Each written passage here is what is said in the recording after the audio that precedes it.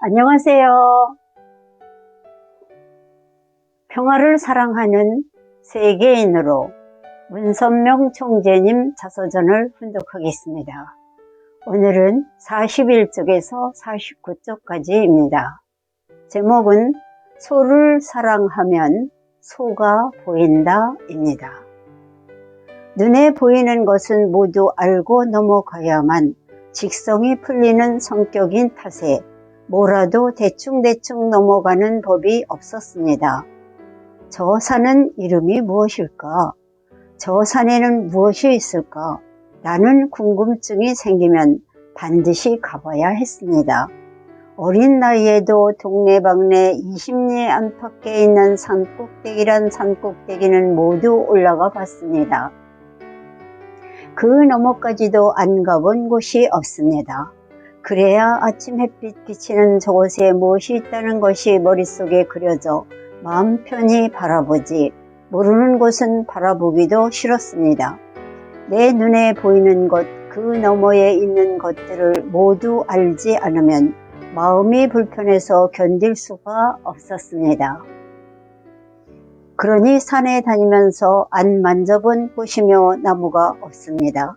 눈으로만 보는 건 성에 차지 않아 꽃이건 나무건 만져보고 냄새를 맡아보고 입에 넣어 씹어봤습니다. 그런데 그 향기와 촉감, 맛이 너무 좋아서 온종일 수풀에 코를 박고 있으라고 해도 싫지 않았습니다. 그렇게 자연이 좋으니 밖에만 나가면 집에 가는 것도 잊어버리고 산과 들을 쏘다녔습니다. 해가 지고 날이 어둑어둑해져도 무서운 줄 몰랐습니다. 누나들이 산나무를 캐러 갈 때면 내가 앞장서서 산에 올라 산나무를 뜯었습니다. 덕분에 맛 좋고 영양가 있는 나물도 종류별로 줄줄 꿰고 있습니다. 그 중에서도 쓴바귀를 좋아했는데 양념장에 묻혀서 고추장 비빔밥에 넣어 먹으면 맛이 일품입니다. 쓴바귀를 먹을 때는 입에 놓고 숨을 딱 멈춰야 합니다. 그렇게 한 박자 뜸을 들이는 사이에 쓴바귀의 쓴맛이 날아가고 달콤한 맛이 우러나는데 그 박자를 잘 맞춰야만 아주 맛있게 쓴바귀를 먹을 수 있습니다. 나무 타기도 좋아해서 우리 집에 있던 200년 된 커다란 밤나무를 주로 오르내렸습니다. 멀리 동구밭까지 시원하게 탁 트인 전망이 얼마나 좋았는지 꼭대기에 올라가면 내려올 줄을 몰랐습니다. 때로 한밤중까지 올라가 있으면 바로 손위의 누나가 잠도 자지 않고 쫓아나와 위험하다며 난리를 쳤습니다. 용명아, 제발 내려와라. 밤 늦었는데 이제 들어와서 자야지. 졸리면 여기서 자면 되지. 누나가 뭐라 해도 나는 밤나무까지에 앉아 꿈쩍도 안 했습니다. 그러면 나를 지키다 화가 난 누나가 야, 원숭이 빨리 내려와 하고는 소리를 질렀습니다.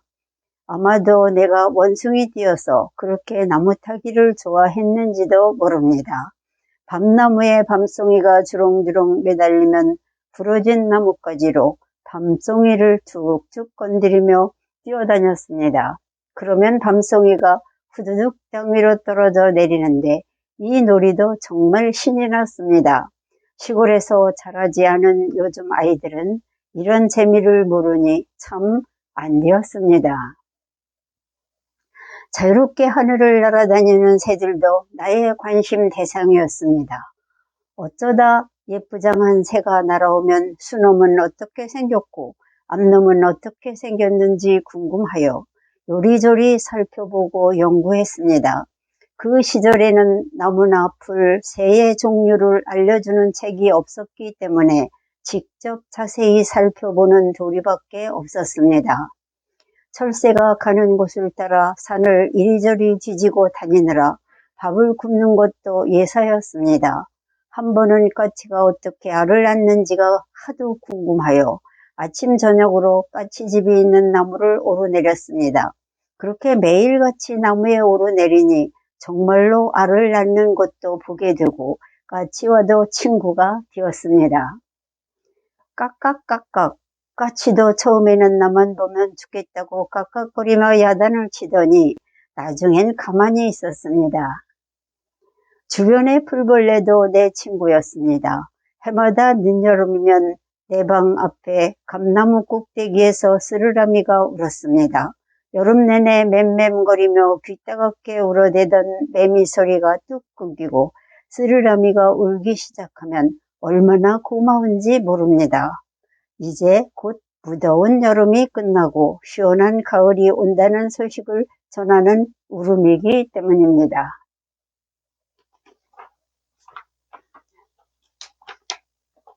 스르르르.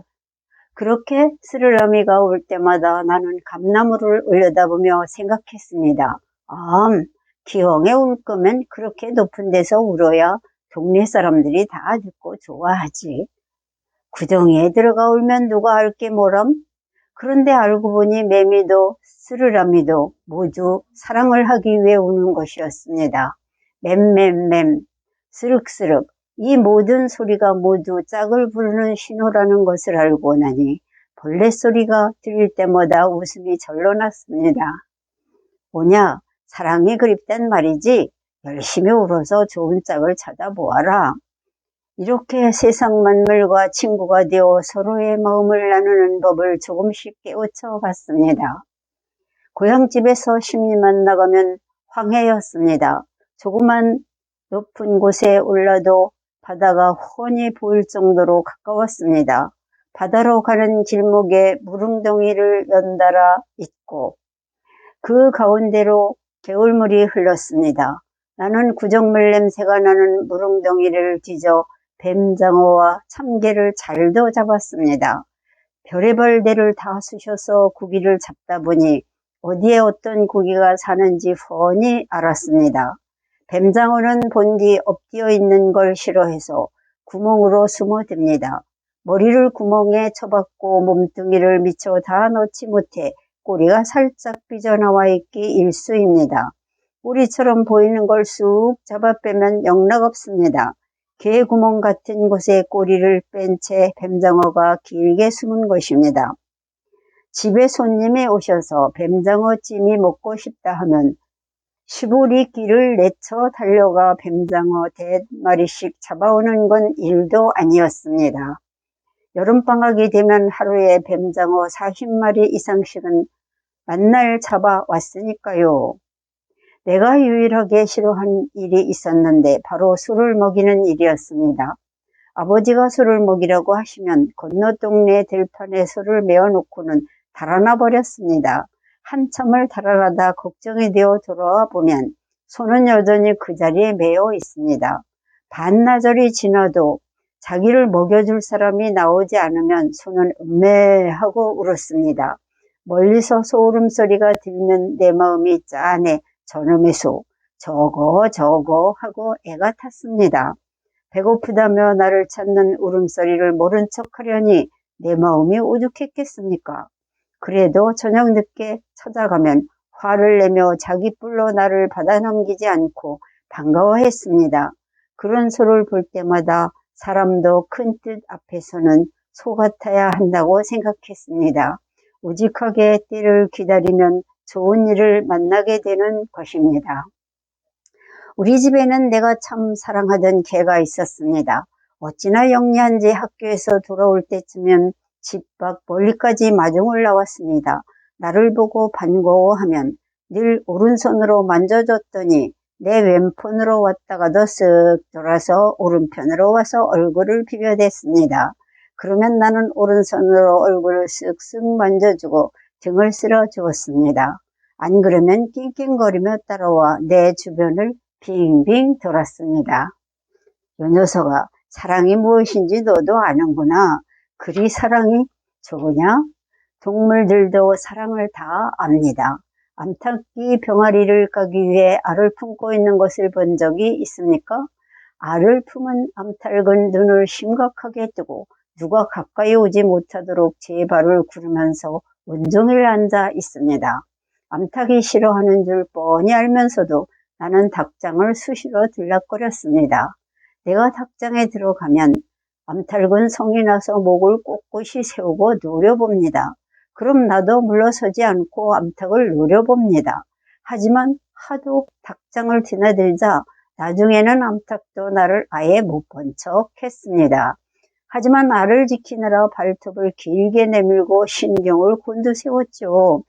한 번쯤 휑하니 날아서 나를 쪼아버릴 법도 한데 알 때문에 그 자리를 떠나지 못하고 애만 태웠습니다. 일부러 암탉 가까이 가서 깃털을 건들면 꿈쩍도 안 합니다. 배에 털이 다 빠지도록 지키고 앉아 병아리를 탄생시킵니다. 그렇게 사랑으로 단단히 뭉쳐 있으니 알을 품은 암탉의 권위는 수탉도 마음대로 못합니다. 천하의 누구라도 건드리기만 해봐라. 가만 안 둔다 하는 천하의 대왕직권을 갖고 있는 것입니다. 암탉이 알을 품고 지키는 게 사랑이듯 돼지가 새끼를 낳는 것도 사랑입니다. 돼지가 새끼를 낳는 것도 따라다니며 지켜보았습니다. 어미돼지가 꿍 하고 힘을 주면 새끼돼지가 미끌 떨어지고 또 꿍 하고 힘을 주면 또 한 마리가 미끌 하고 나왔습니다. 고양이도 개도 마찬가지입니다. 눈도 못 뜬 새끼들이 웅 하고 세상에 나오면 얼마나 기쁜지 웃음이 절로 났습니다. 그렇지만 동물들의 죽음을 보는 일은 참으로 안타까웠습니다. 동네에서 조금 떨어진 곳에 도살장이 있었습니다. 소가 도살장으로 들어서면 어느 틈에 백정이 나와서 소를 팔뚝만한 쇠뭉치로 쾅 내려칩니다. 그 큰 소가 벌러덩 쓰러지면 다음 순간 가죽을 벗겨내고 다리를 떼어냅니다. 생명이 참 모진 것이 다리를 떼어낸 뒤에도 잘린 그 자리가 계속해서 벌렁대는 겁니다. 그걸 보는데 어찌나 눈물이 나는지 엉엉 울었습니다. 나는 어려서부터 좀 남다른 데가 있었습니다. 신통력이 있는 것처럼 남들이 알지 못하는 걸 곧잘 알았습니다. 어려서부터 내가 비가 온다고 하면 영락없이 비가 왔습니다. 집안에 앉아서는 오늘 저 윗동네 아무개 할아버지 편치 않겠는걸 하면 틀림없었습니다. 그러니 8살 때부터 동네방네 손 봐주는 챔피언이 되었습니다. 신랑각시 사진 2장만 갖다 주면 다 알았습니다. 이 결혼은 나빠 라고 내가 말했는데도 결혼을 하면 전부 깨져나갔습니다. 그렇게 연분을 맺어주는 일을 90이 되도록 했으니 이젠 그 사람이 앉는 것, 웃는 것만 쓱 봐도 다 알게 되었지요. 지금 누나가 뭘 하는지도 굴뚝이 생각해보면 다 알 수 있었습니다. 정신을 모으고 집중해보면 다 보였습니다. 그래서 누나들은 나를 좋아하면서도 무서워했습니다. 내가 자기들 비밀을 다 알고 있으니까요. 대단한 신통력 같지만 사실 이건 별로 놀랄 일도 아닙니다. 우리가 하찮게 여기는 개미도 장마가 질 걸 알고 미리 피하지 않습니까? 사람도 자기 갈 길을 미리 알아야 합니다. 그걸 아는 게 그리 어려울 것도 없습니다. 까치둥기를 자세히 보면 바람이 어디서 불어올지도 알 수 있습니다. 바람이 어디서 불어오겠다 싶으면 까치는 그 반대편의 입구를 정 만들어 놓습니다. 나뭇가지를 물어다 얼기설기 엮은 다음 빗물이 들어가지 않도록 진흙을 물어다 둥지 아래 위로 바릅니다. 그러고는 나뭇가지의 끄트머리를 모조리 한 방향으로 몰아 넣습니다. 마치 처마처럼 빗물이 한 군데로만 흐르게 하는 겁니다. 까치도 그렇게 자기를 살리는 지혜가 있는데 사람한테 왜 그런 재주가 없겠습니까?